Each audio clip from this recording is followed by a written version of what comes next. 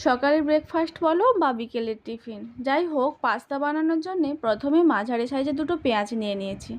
তাতে আর একটা নিয়েছি টমেটো। পেঁয়াজটা হালকা হালকা করে তেলের মধ্যে একটু ভেজে নেব। পেঁয়াজটা ভাজতে ভাজতে একটু ভালো করে নেড়ে নেব। আর পাস্তা বিশেষ করে আমার এই প্রসেসে বাড়িতে একবার বানিয়ে দেখো, খুব সহজে এবং চটজলদি, বেশি টাইমও লাগে না এইভাবে বানালে, আর খুব টেস্টিও হয়। আর তার আগে সবার প্রথমে তোমরা আমার চ্যানেলটাকে সাবস্ক্রাইব করে রেখো। আর যদি ভালো লাগে বা এই রেসিপিটা করে তোমরা আমাকে কমেন্টে জানিও। কমেন্টে জানালে তাহলে কিন্তু আমি বুঝতে পারবো যে তোমরা কে কে টিফিনটা বানাতে পেরেছো। এবারে দেখো, পেঁয়াজটা ভাজতে ভাজতে কিন্তু আমি টমেটো দিয়ে দিলাম আর সঙ্গে লবণ দিলাম।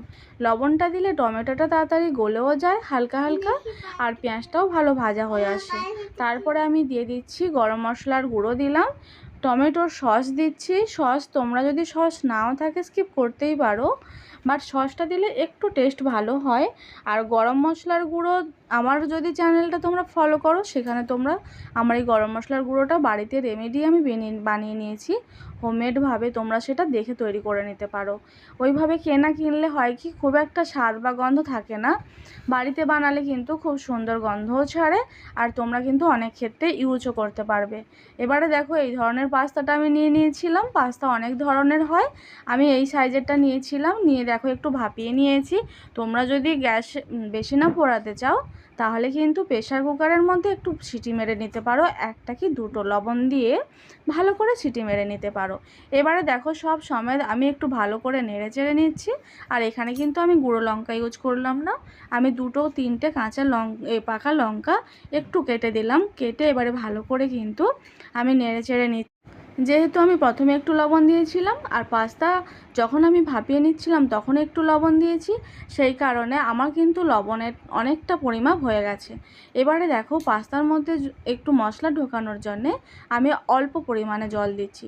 এটা যেহেতু শুকনো শুকনো খাওয়ার, তোমরা যদি চাও এটা স্যুপভাবে তৈরি করেও খেতে পারো, বাট এটা যদি এমনি শুকনো শুকনো খেতে চাও খুব একটা বেশি জল দেওয়ার দরকার নেই।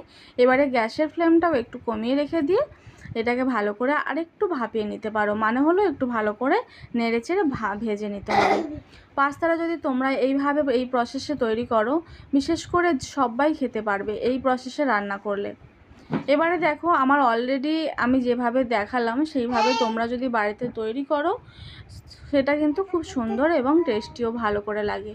আর শেষে পারলে পেঁয়াজ যদি তোমরা একটু ভেজে দিতে চাও, মানে ওপরে একটু ছড়িয়ে দিতে চাও, এইভাবে পেঁয়াজটাও কিন্তু হালকা করে তেলের মধ্যে আবার একটু ভেজে নিতে পারো আলাদাভাবে পেঁয়াজ নিয়ে। দেখো, পাস্তাতে একটু বেশি করে পেঁয়াজ দিলে বেশ ভালো।